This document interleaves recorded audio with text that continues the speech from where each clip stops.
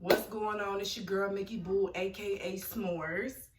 Mommies, moms, how are we doing today? How are we feeling? What are we thinking? What are we doing?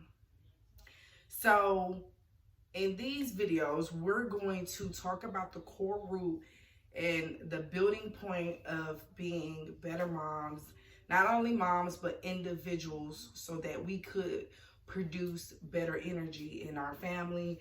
And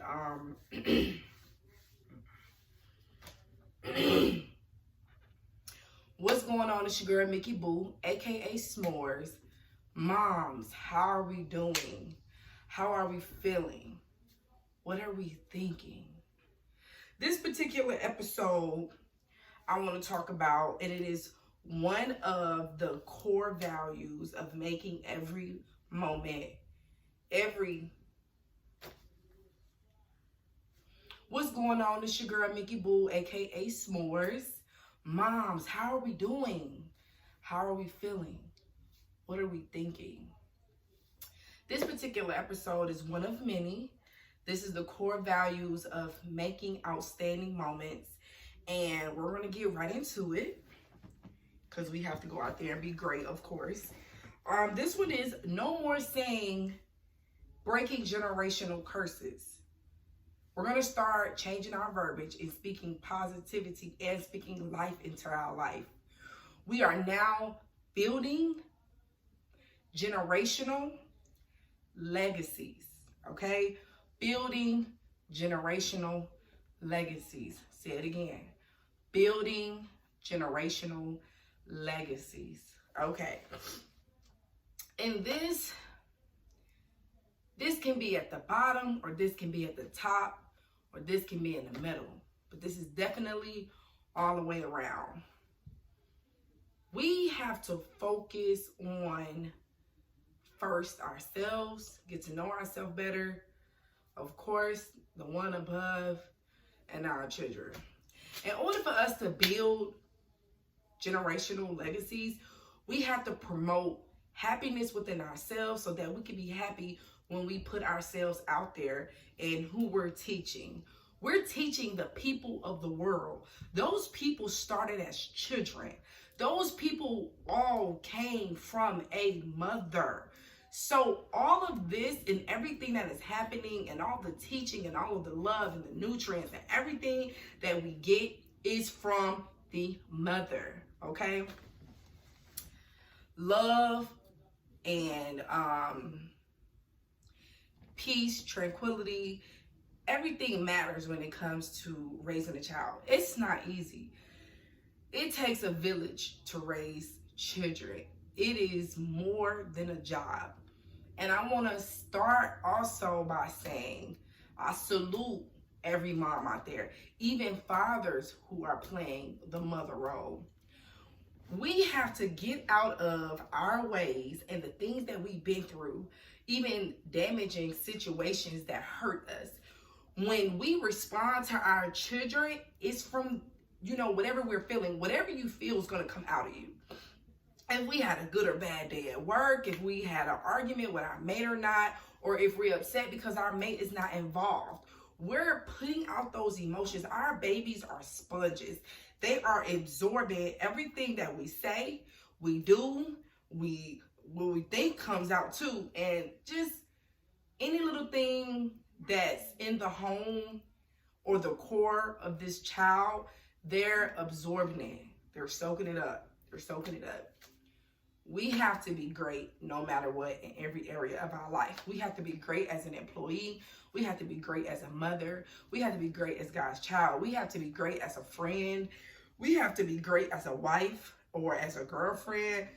Whatever it is that you're doing on a day-to-day, we need to capitalize in every area of our life, because people are dependent on us. Children are dependent on us.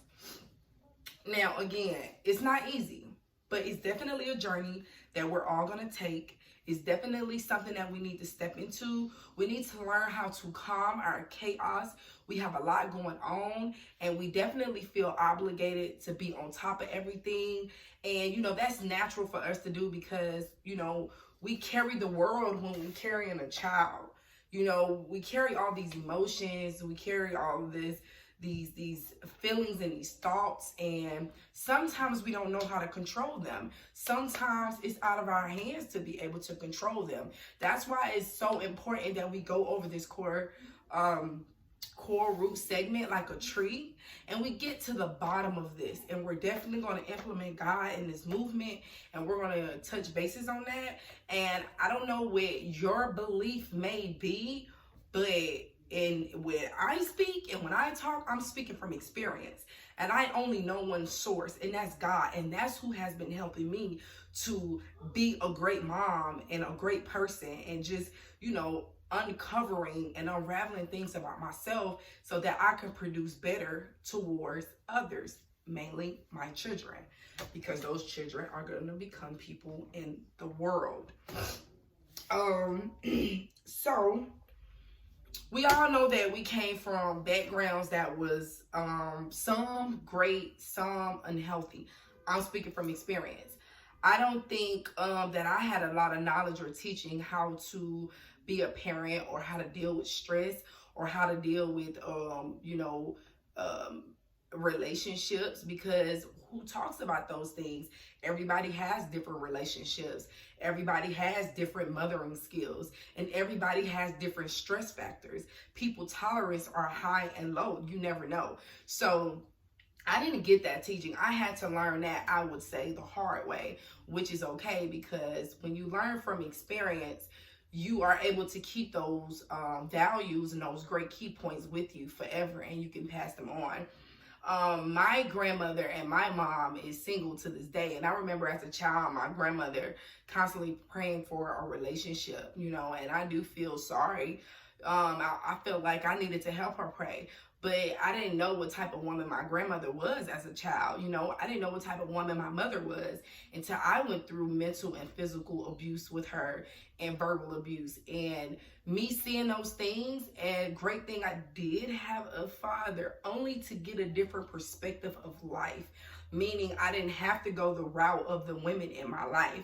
There are other examples like mentors and friends, or church family members, or other outreach programs that can help you learn how to manage different things in your life. So getting back to it, I always thought when I got older, oh my God, I cannot be a part of this generational curse. I cannot be the one that's single. I cannot be the one doing this on my own. And as though it looked, I am single and I am doing it on my own. And I just could not believe that I was falling into that same cycle, or that same loop that my mother and grandmother went through.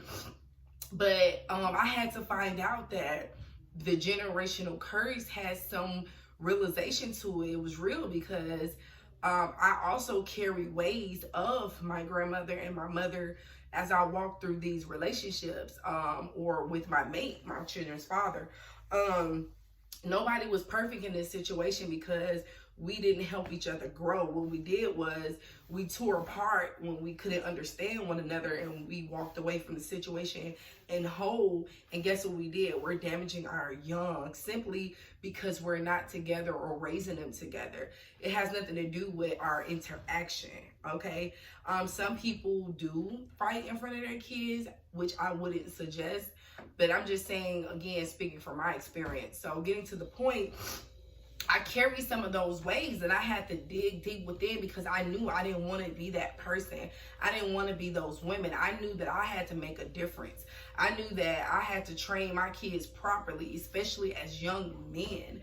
I had to step outside of myself and see every day, how can I improve myself so that I can be a better teacher to my children. So as doing that, I realized, boom, I need to change the way I talk, which comes with positive affirmation. Boom, I need to change the way that I discipline my young.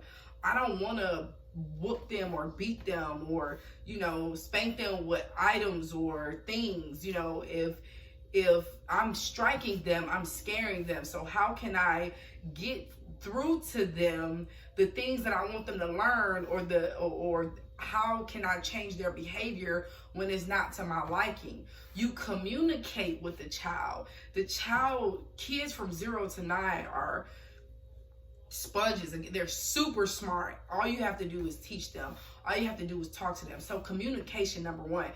Again, I can't tell you how to raise your children, but I would suggest that we start trying to move away from the whooping scenario. I think that we should talk to our child, see if our child understands by having them to repeat it back and explain what we mean by whatever it is that we're trying to teach them.